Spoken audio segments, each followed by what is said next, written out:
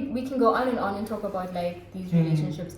But the other challenge that I also now found when I got married was to maintain certain friendships and to let go of other friendships. Because now when you're married now, like people think, I've had so many people say to me, marriage is not an achievement, marriage is, whatever. So people are saying that. But I feel like marriage is a spiritual thing that just shifts, everything in your life just shifts, bruh. And it's up to you to look into what can, accommodate that shift and what can't, and what you need to let go. So for me, part of that was my friendships. And it's now I'm actually in a situation where people are like, we're afraid to even hang out with you now. Yes, because be now, afraid. Because now you're a man. Yes, be afraid. No one beats people, let me tell you. I saw him beating someone out. Oh my gosh. So yeah, and for me that was a challenge. So I constantly have to be like, okay, my friends want me this, they want me to do this, but now I've got this responsibility. So how do I find the balance? Don't forget the parents. Yeah, and then the parents. And somewhere siblings also siblings, feature. in-laws, everyone. Your responsibilities are so big. So it's also important to have friends. When you've got a married friend, guys, understand them to that extent that our responsibilities are not the same, our ways of life are not the same anymore, and so they won't be able to be present like they were when they were single, for example. It's a challenge for me because there's so many friends. We don't see each other that often. Yeah, we don't, and there are times where I'm like, oh, I want my friend. But it's also life. Let me tell you, growing up, I almost said a word I cannot say on this channel, but growing up is not, it has its perks and it also does not. Like, being an adult sucks, man. It's nice to have money and to do your own thing and be independent and whatnot, but there comes this thing that no one prepares you for. Yeah. Planning your life, an agenda, or not an agenda, what you call it, a day planner. Because now you have these meetings, and now with pandemic, people have discovered. At first there were no meetings. Now people have discovered online platforms. So there's a meeting for anything because it's a button away, and I don't have to dress up for the meeting. So it's just like, can we quickly have an MS Teams call? I'm just like, no, I ain't got the time for this. but and now you need to manage that, and you need to manage people in between, and you need to manage family life and friendships and whatnot. I'm on leave this week. I was called yesterday by senior management, and I just politely said, I am on leave. As quick as your question is, I don't have the time for this. I didn't say the energy. I wanted to say the energy also because I'm exhausted. That's why you're on leave. Yes, I had a tough 6 months. I was just like, I there's someone in the office that can assist you, but it's not me right now. I'm not going to switch on my laptop. I like how honest you are, because my thing is, I also, another toxic trait, I'm just here talking about my toxic traits, but we all have them. But I suppose this will help the viewers also to have the conversation with themselves. I had this thing where, for me, setting boundaries was a scary thing for me, because I'm like, I don't want to be rude, I don't want to be too nice. So I struggled a lot with boundaries, but now apparently I'm getting the hang of it, because some people have spoken to me and they're like, oh no, but you've got boundaries, and if you don't tell people, you just need to be polite. Like the first time I came to this house, this nice Christian house, Cynthia was just like, no, we can have a private, but maybe you can bring your own alcohol. I'm not going to bring alcohol. I was just like, no, it feels wrong. Without having to say it, the boundary was already set. I'm just like, it feels wrong to bring alcohol here. I don't need alcohol to sit and enjoy it with my friends and have a conversation. We have conversation with coffee now, come on.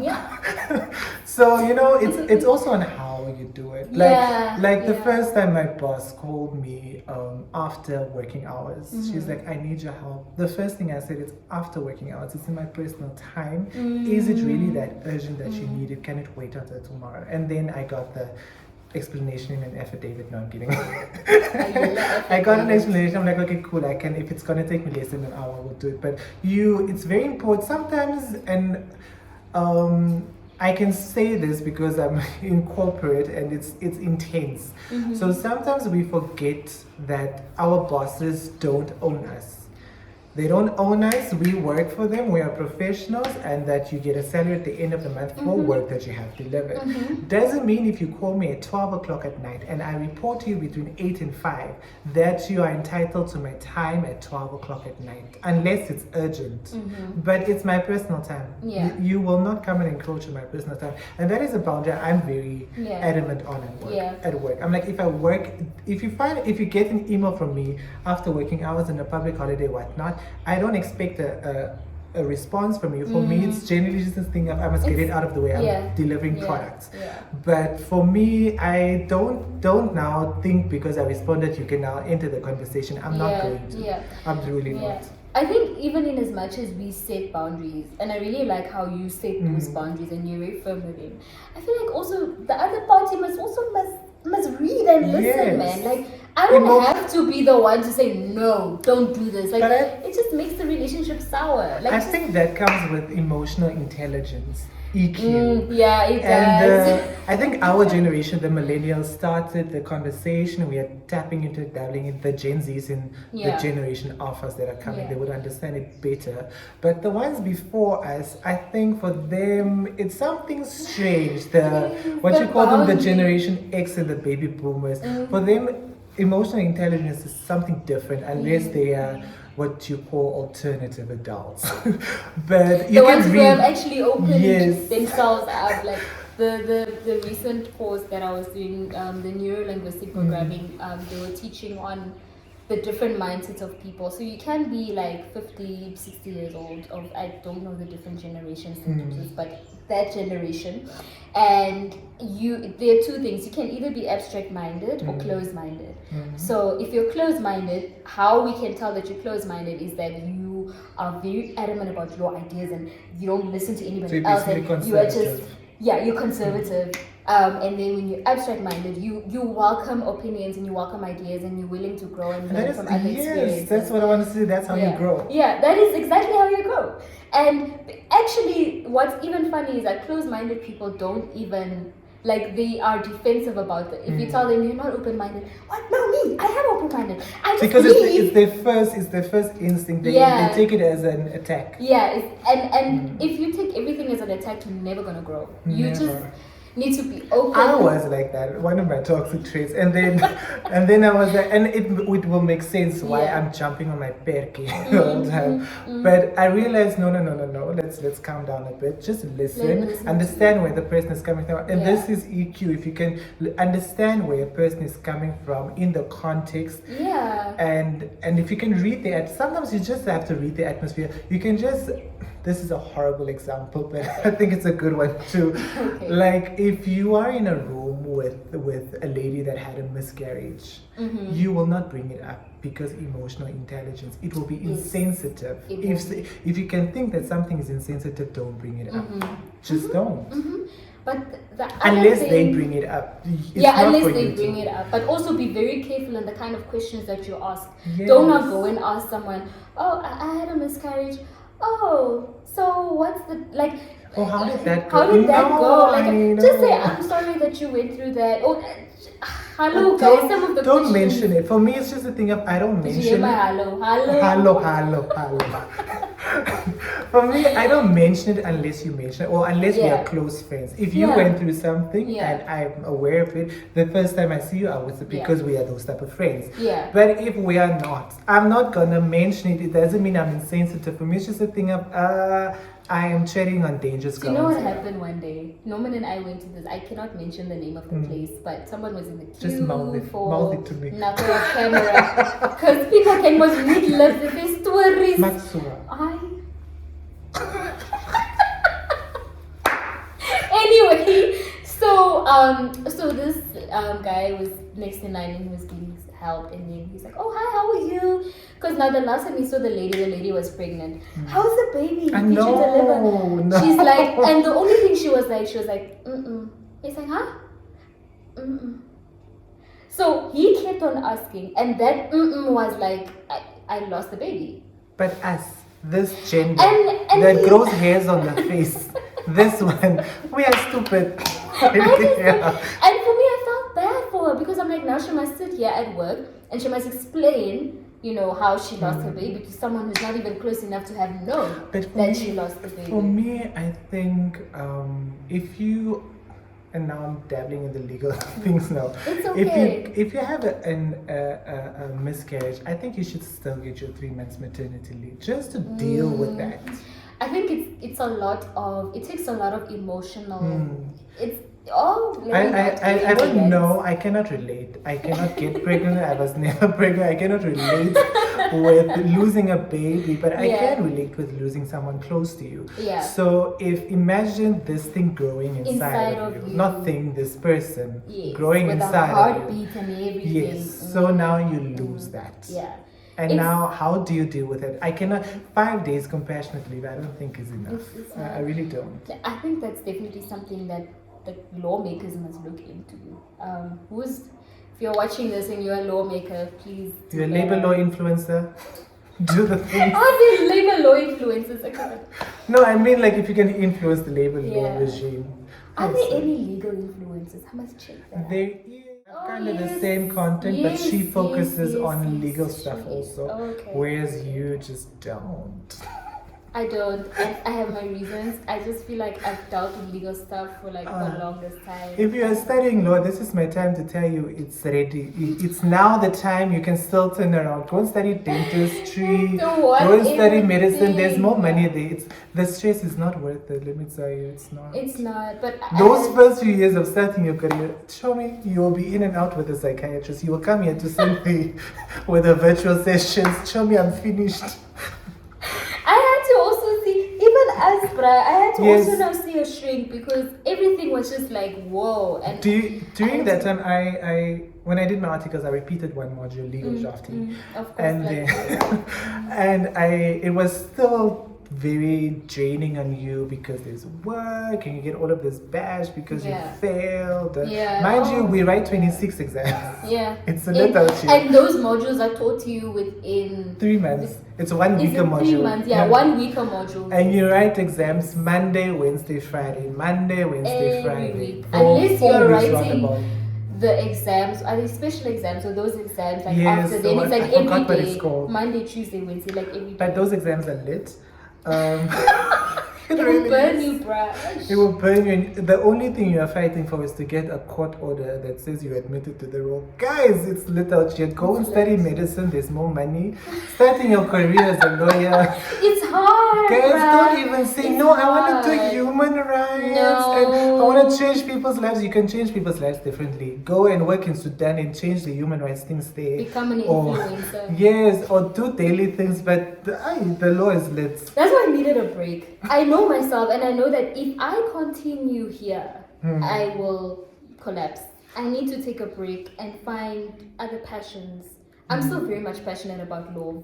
I have found the rhythm of things. Okay. I found the rhythm of things. So now it's also an adult thing, no one teaches it to you that you need to learn how to prioritize things, what is important, what is not important. Yeah. Who do you need to jump for? Who do you not really need to jump for? If simply knows so much and said, show me where's the things, then I need to know, yes, here it is. Yeah. You need to stay on top of your matters. And this is something you unfortunately only learn when you go through candidacy, etc. And you learn to manage a diary. But if you're going into corporate, guys, corporate is nice, but it's something else. No one teaches you, upon entering corporate, no one teaches you corporate politics. It's lit. I think politics in every organization, like whatever you do, whatever you're part of, like just be prepared. As long as you're with people. Yeah. Because everyone just is struggling know what to get you're to the here top. for, know what you're doing, and stay on top of it. Yes. I was thrown under the bus. I cannot mention nothing here, very big details, but I was thrown under the bus by a senior before, and I just stood my ground and I said, it's not me. The ball is really not in my court, it's in your court. You need to do this. And I stood by it as much as my voice was shaking, guys. Yay!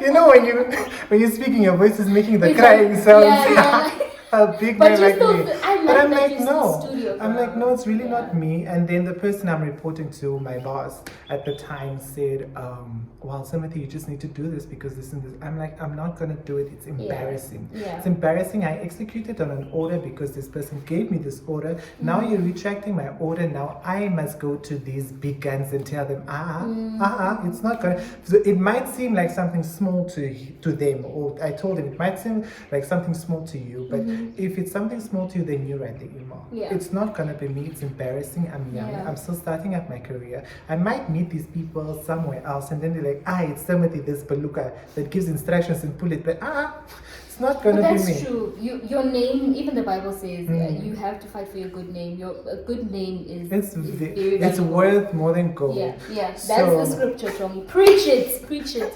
And I think come to my church service on Sunday. Gatherings are now. I'm talking about relationships. I mean, we spoke about the different kinds of relationships, how to maintain that, growing, the arguments, even but the if you are a Christian, spirit of discernment is very important. Because people, as cliches it sounds, people are fake out here. People will tell you, I'm so happy for you, congratulations on your new job, whatnot, kind. Like when I started the job I'm doing now, I heard so many congratulations and Did you get the congrats also? There's a difference. Guys. And you think it's a joke, but there's really a difference. So then the person who said congratulations, I could gather that it's authentic. I could feel it. Like when we speak to each other, they are so excited and want to know how it's like, what's the next thing, how's the environment changing from private practice to corporate. The people who said congrats, the lations is gone, the ululations. You see, the celebration is gone, the lilulations.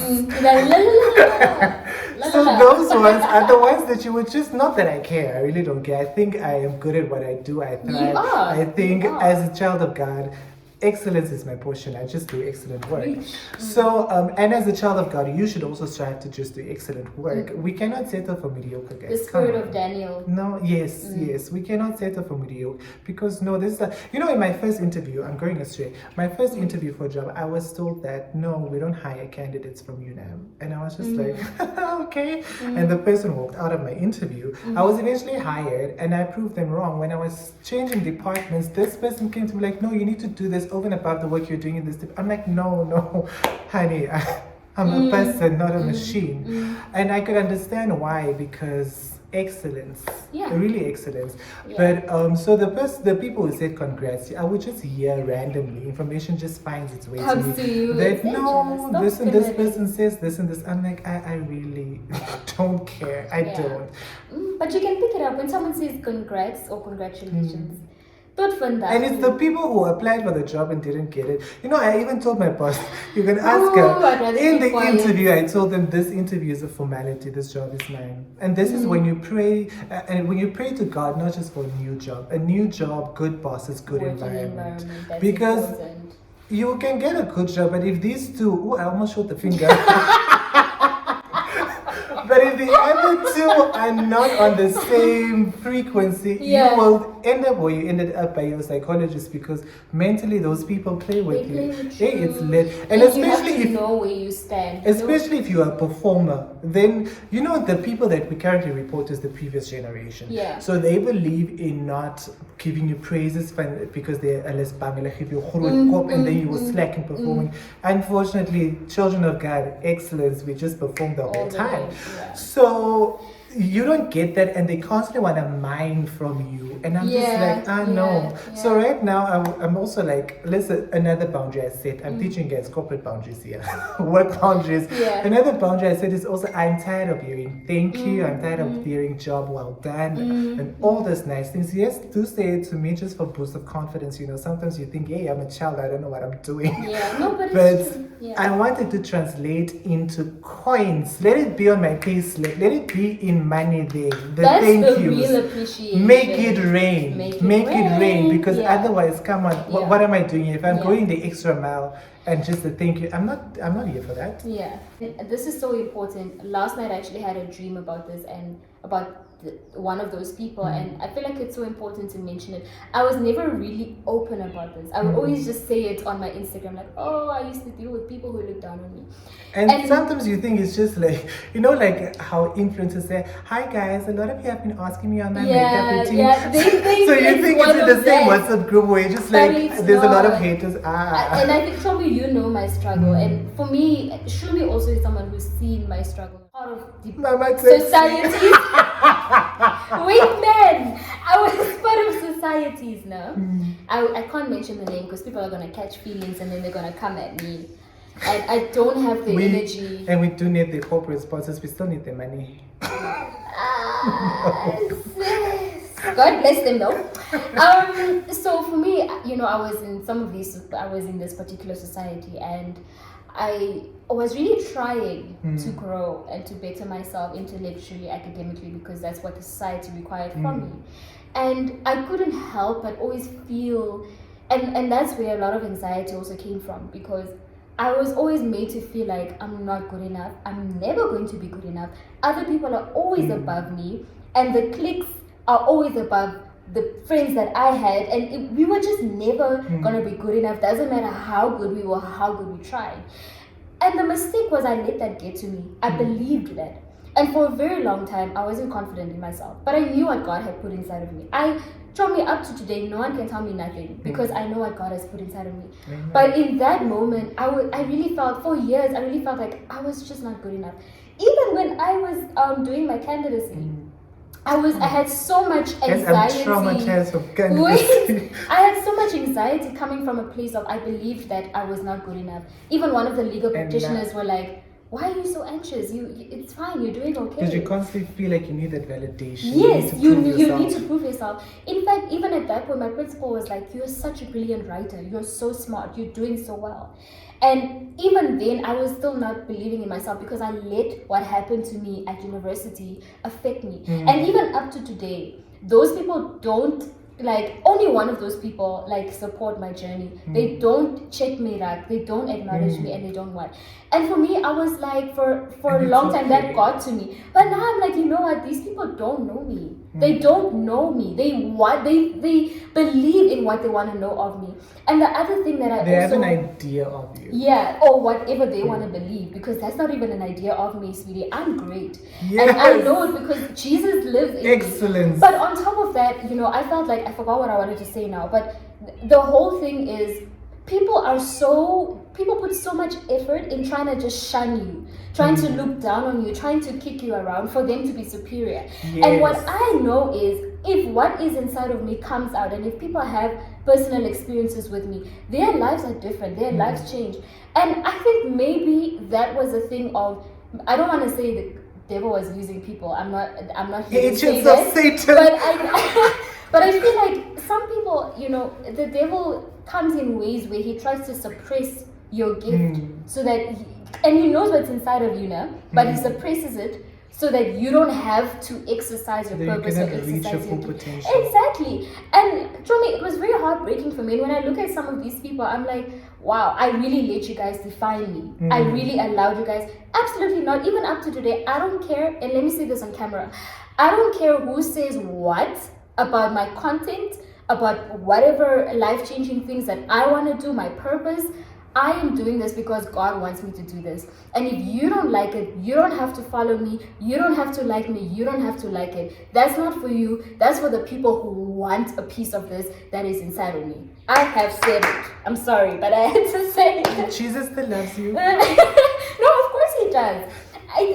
But show me these things. But it's true, you know, if so in general, in life in general, if you're not supporting someone's purpose and whatever, there's no need for you to bash it. There's no need for you to, what is the word? To just look down, to like break it down. It's okay. You also didn't know what you knew the time you started. Exactly. But it's not even about you. It's about when my girl is going to be Oprah. Then you want to say you know her. When she's going to be as big as Oprah. No, we did not study together. We did not study together. We were in the same class and we left you behind. you got your degree, but no, we don't know each other. Yeah, no, and that's the thing. And I'm not even, trying to be spiteful. Like, I'm gonna show you. It's not about them. But it's. I think it's rather a thing of taking that negative energy. And I just mentioned negative energy the other few minutes ago. But taking that negative energy and negative comments you get, and just. Thinking, in science we must taught physical science, the changing of energy from potential to kinetic. So taking that negative energy and changing it into something else. Yeah. I think it's very important that we do that, because otherwise we're gonna die. Thank God for my husband also, man, because he comes with so much calmness and so much peace from me. Honestly, it's just God. That's why I call him my favorite mirror. If you were not at Cindy's wedding, you missed. The girl had a whole smoke machine there, guys. It was lit. But you know what I mean? Like, it's not even me bragging. And every time I post pictures about Norman, it's not that I'm bragging like, hey, I'm married. It's just the thing of, I'm so grateful to God. And even I can't believe it. It's okay. Yeah, because God, you have bragging rights when you've got God, and when God comes through for you. But that's also a way of glorifying Him. But in conclusion, I feel like, in conclusion of what I want to say, I don't know if you want to say more. I feel like it's also important to choose. It's important to choose the right partner that can bring out the best in you, because he really saw me and what I have inside of me, and he didn't do a lot. All he did was love me the right way.